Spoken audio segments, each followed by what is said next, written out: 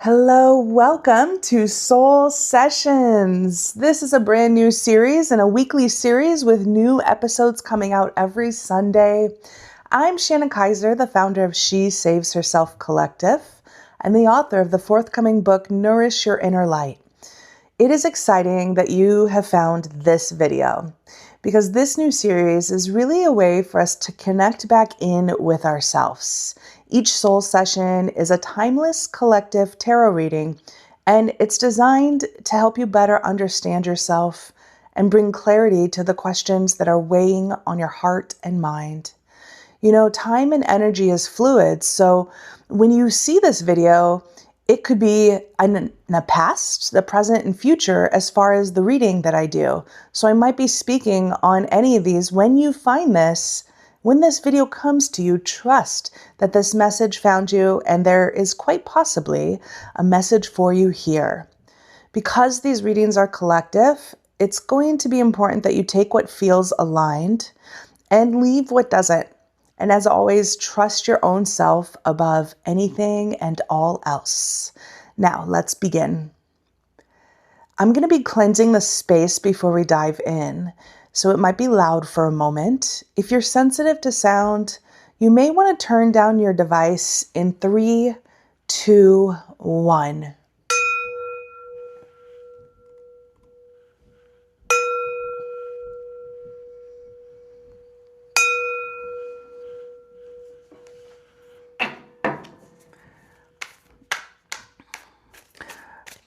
So as we dive in and get into our very first episode, I want to share, there's a question that's been coming up a lot in my coaching practice.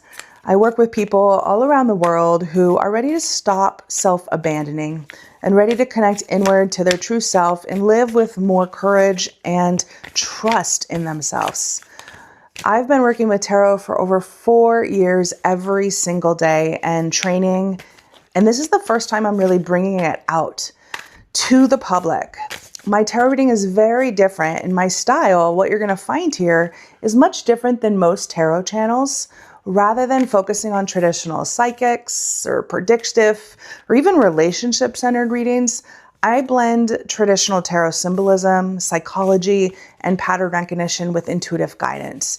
The deeper reason that I'm so guided to this and sharing this now publicly is because I am committed to helping you understand the emotional patterns shaping your life. I use tarot as a tool for self-discovery, and that's exactly what it is here for us today. We can tap into this ancient wisdom that has helped so many, and we can help better understand ourselves. So the question that we're going to be answering today is, what chapter of your life is coming to a close? What chapter of your life is coming to a close?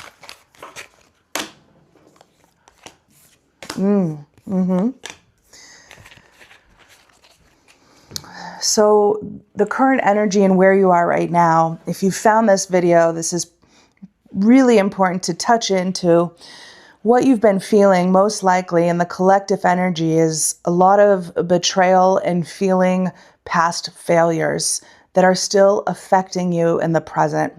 We have the 10 of Swords upright, and in this, there's so many swords that feel like you've been stabbed in your back over and over.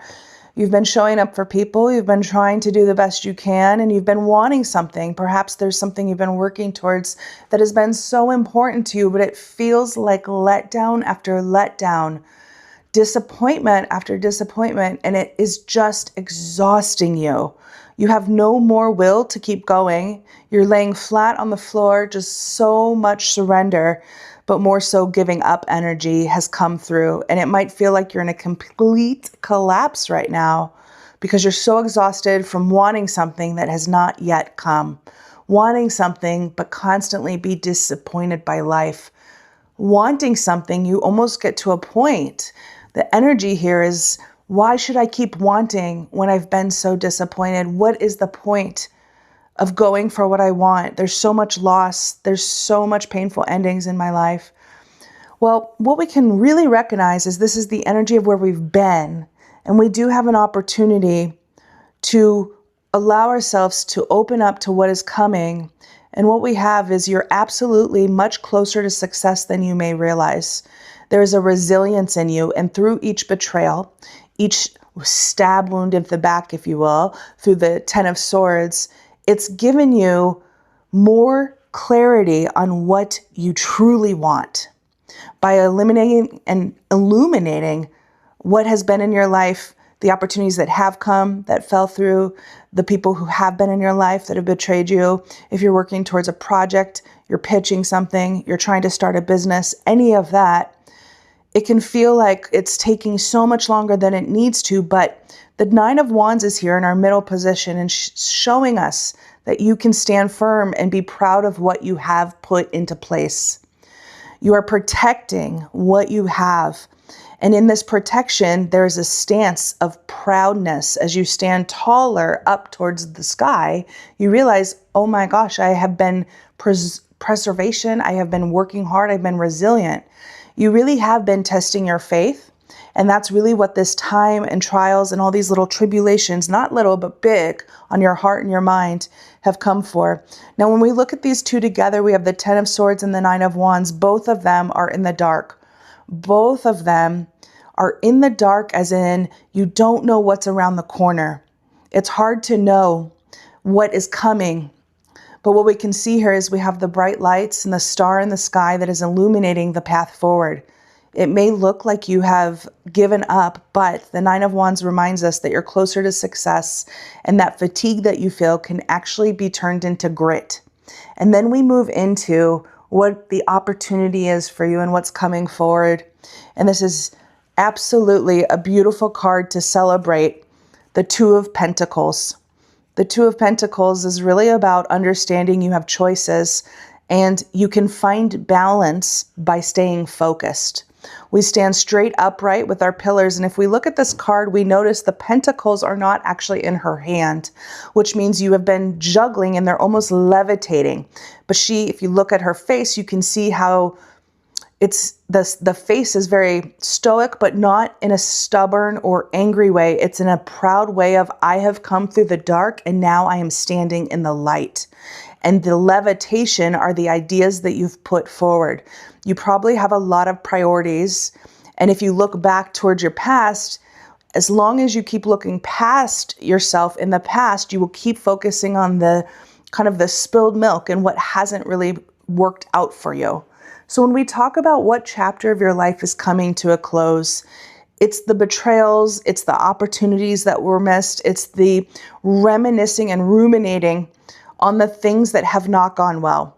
Because the Nine of Wands reminds us that you are closer to success, and the fatigue that you feel is often because of the rumination and the mental exhaustion that you have.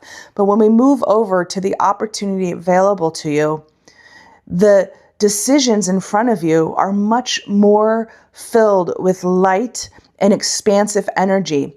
The Two of Pentacles here is the lightest card that we have. The other two are in the dark. So this shows us, as long as you keep standing your ground and knowing that you can protect what you've worked so hard to create and to own and to work towards, and that mission and that dream that you're holding on to, you will absolutely be able to move through this. And we have one final closing card as we close out the spread today.